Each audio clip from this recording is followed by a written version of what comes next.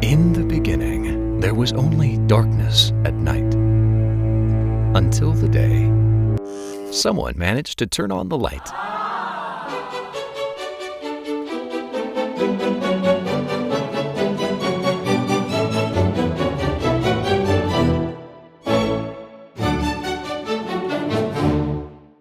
L'électricité a été découverte par les Grecs.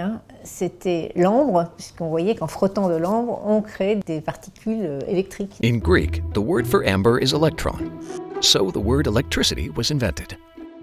Et c'en est resté à cet état-là jusqu'au XVIIIe siècle. On a commencé à faire quelques expériences de nature électrique, notamment dans les salons des nobles de cette époque. Et c'est au XIXe siècle, avec Edison, qu'on a commencé à voir le développement plus industriel de l'électricité. The inventor and businessman Edison had a clear goal: to produce a reliable light bulb that he could sell on a large scale. When he succeeded, he declared his ambition: "We will make electricity so cheap that only the rich will burn candles." D'où la nécessité de faire des câbles pour transporter cette électricité. It so happened that in the same year in Switzerland, an engineer invented a new way of making cables. An extruder producing lead-insulated cables that were flexible, strong, and usable in a wet environment. Et donc ça, c'est vraiment la révolution, parce que du câble aérien nu qu'on a sur des pylônes, on est capable enfin d'enfouir le câble et de l'exploiter à des tensions qui vont passer de quelques dizaines de volts à quelques dizaines de milliers de volts. Donc on a un facteur fois 1000, et ça c'est extraordinaire. Its inventor, François Borel, in partnership with the businessman Edouard Berthoud, founded the SCCE, a company behind the future Nexans Group. Ce que je trouve intéressant dans le début, c'est qu'on a des gens qui ont un fort esprit entrepreneur, une capacité à prendre des risques industriels et financiers. On a une certitude. L'électricité va se développer, va peut-être changer le monde. On veut en faire partie.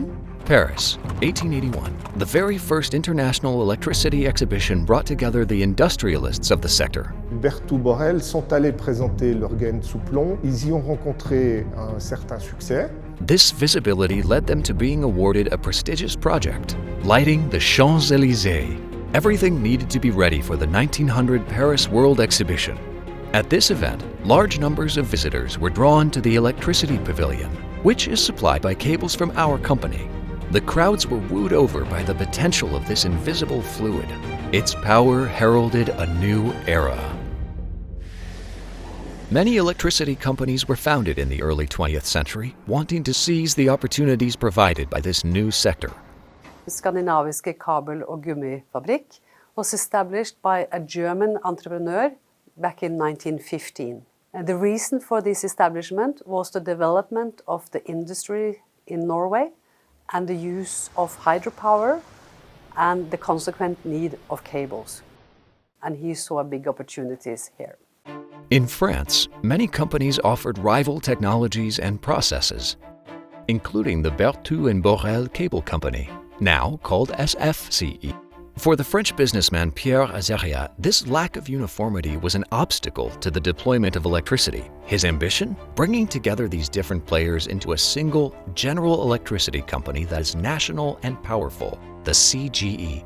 In 1912, our cables business joined this first industrial group which eventually came to dominance.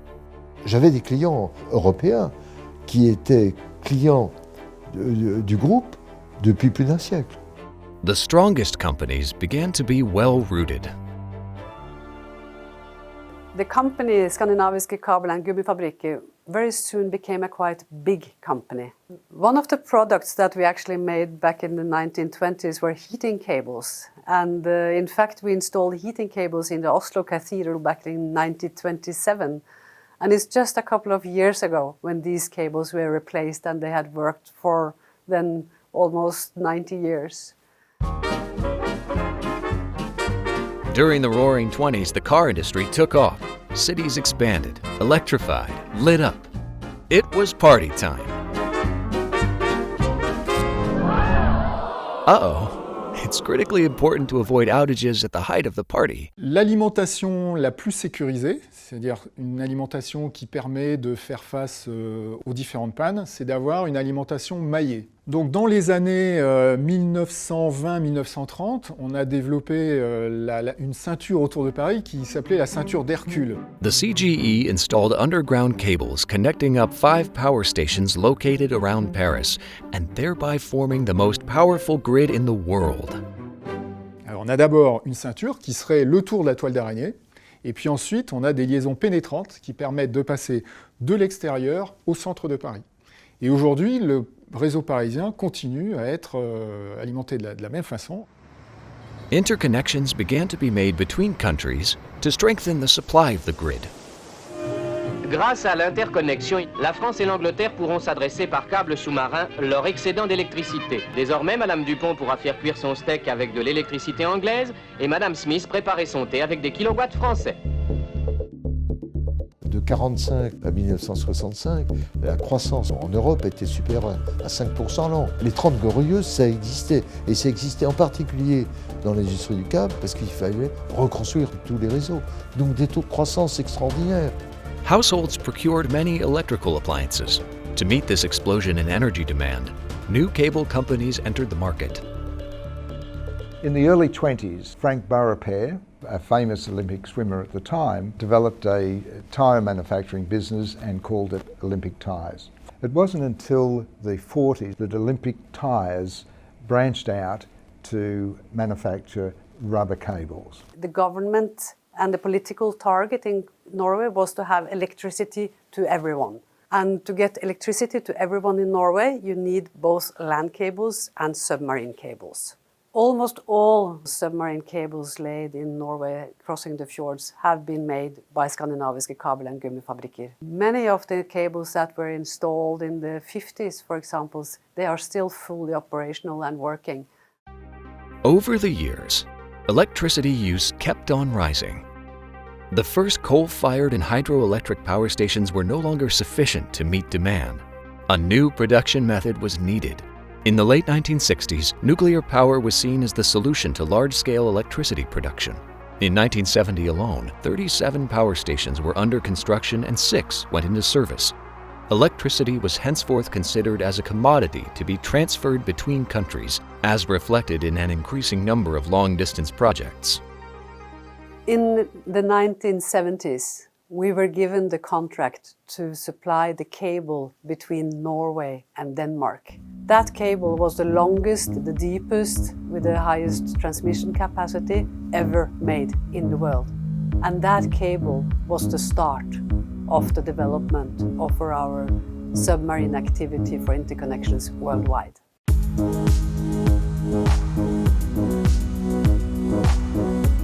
The vessel Skagerrak is the first special cable installation ship made in the world. And it was Statnett, our customer, that was in fact owning and developing the vessel in the beginning. The multiplication of international connections went hand in hand with the growth of telecoms. Fiber optic technology, invented in the United States, was developed in France with government backing. To adapt its brand image to the telecoms market, the CGE renamed its cable business to Alcatel Câble.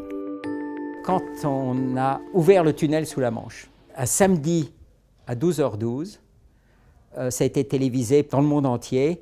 Il y a M. Cosette, qui était l'ouvrier français, qui a donné le dernier coup de pioche. Eh bien, l'image a été transmise par un câble à fibre optique fourni par Alcatel Câble. Il faut se remémorer l'époque, qui était quand même très particulière, où on avait l'impression que les télécoms c'était le seul secteur qui allait exister dans le monde. C'était l'avènement de l'Internet. Il y a tout un tas d'opérateurs nouveaux qui sont arrivés sur le marché. Ils avaient des capitaux et ils voulaient développer des réseaux à fibre optique. La fibre optique était d'un tel succès, les clients faisaient la queue à la porte de mon bureau.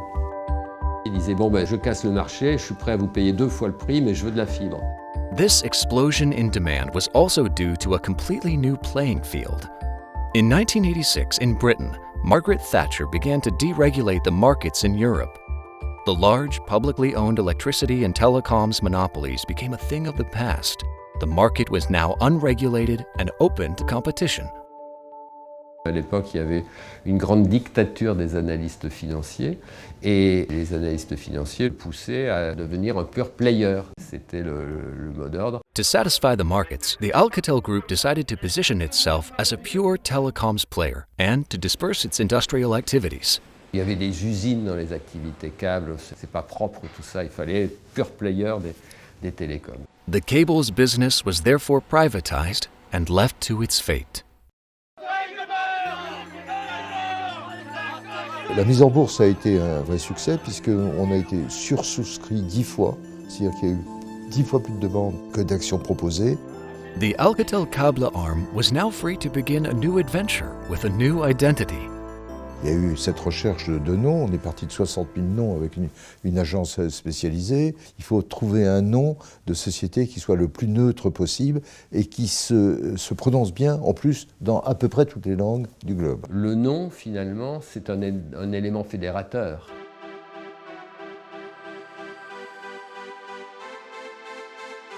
Très vite, en quelques mois, c'était Nexans, quoi. À titre personnel, quand on est devenu Nexans, j'ai trouvé qu'on se retrouvait en famille. Tout le monde parlait de câbles. For us in the cable activity in Norway, this step was very, very important and very good because then the cable activity became the core business of the company, which was not the case before, when the telecommunication was the core business. Alors on a eu aussi une politique qui était de ne pas oublier les marques malgré le nom Nexans. C'est-à-dire qu'on a acheté un certain nombre de sociétés qui étaient bien connues, qui avaient leur marque et qui avaient leur identité, et on ne les a pas débaptisées. On peut dire que c'était une organisation où les patrons étaient très autonomes. The group had a strategy aimed at bringing together cable producers on all the continents: Peru, Brazil, Chile, the United States, Korea, Australia.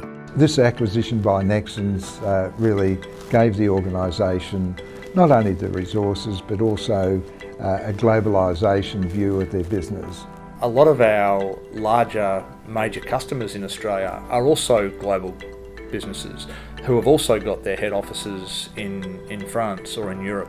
And the synergies that brings means that the relationships aren't just local, but they're global. 我们在过去的若干年当中，我们收购了韩国的 Kudong、澳大利亚的 Olex 和山东的阳谷电能。那么事实上，这些公司都在本地有很长的历史，并且享有盛誉。Solo puedo decir que soy un afortunado de tener la experiencia de elaborar una empresa familiar, luego continental y ahora global. This synergy combining expertise with local businesses enabled Nexans to be awarded major projects, the interconnection of the countries of the Gulf and the longest electric line in the world, 2,375 kilometers long, of the Rio Madeira. Les Brésiliens avaient une certaine avance parce qu'ils avaient un marché énorme en termes de taille. Quand vous traversez l'Amazone, il vous faut des câbles extrêmement résistants, pas chers bien entendu, ce à quoi on n'était pas trop confronté en Europe. Donc ça nous a permis comme ça de bénéficier de développements qui ont été faits au Brésil pour pouvoir répondre à certaines caractéristiques des autres marchés. Le marché marocain, comme l'ensemble des marchés de la région, répond à un premier besoin, c'est le besoin d'électrification. L'ensemble des gouvernants dans cette zone du monde ont un impératif unique, c'est celui de donner accès à l'électricité à un maximum de population. When the first wind farm was created in Denmark, it was Nexans with its Skagerrak vessel which laid cables to connect it. I think everyone are very proud of this vessel, this old lady, as we sometimes call her, and all the pictures we get from operations worldwide with fantastic scenery. La haute tension sous-marine, on fait partie des 2 ou 3 seules entreprises au monde capables de faire ça. And we're also building a new vessel now, Aurora, which is really exciting. The many offshore projects are the significant signs of an industrial shift, unprecedented since that begun by Edison. Global industries are now confronted by a new issue, climate change. Nexans est très bien placé pour prendre en main cette composante. 我们的目标是说到2030年，我们全球包括苏州工厂在内，能够实现真正的碳的零排放。 Quisiera ser parte en la construcción de un mundo sostenible, donde el cuidado del medio ambiente a través del uso de energías renovables se incremente exponencialmente. To continue to keep Edison's bulb glowing, the world needs to adapt. And for the cable industry, it's a whole new chapter of history that needs to be written. ¿Qué ha hecho que Nexans dure? Mi concepto de la perseverancia. He vivido con esta compañía crisis económicas, desastres naturales, problemas que realmente cualquier empresa fácilmente cae. Nexans afronta cada reto. Eso hace que su crecimiento no se detenga, que siempre siga hacia adelante. Quels que soient les marchés que l'on regarde, on aura besoin de plus de câbles et il n'y a pas beaucoup de substitutions à venir. Il y a aujourd'hui près d'1 milliard, de personnes qui n'ont pas accès à l'électricité. Ce qui est clair, c'est que Nexans est sur un marché qui continuera encore pendant des siècles. Vous savez, c'est l'histoire de Picasso. Il est dans un restaurant. Le restaurateur lui dit « Monsieur Picasso, vous me faites un dessin, s'il vous plaît ?»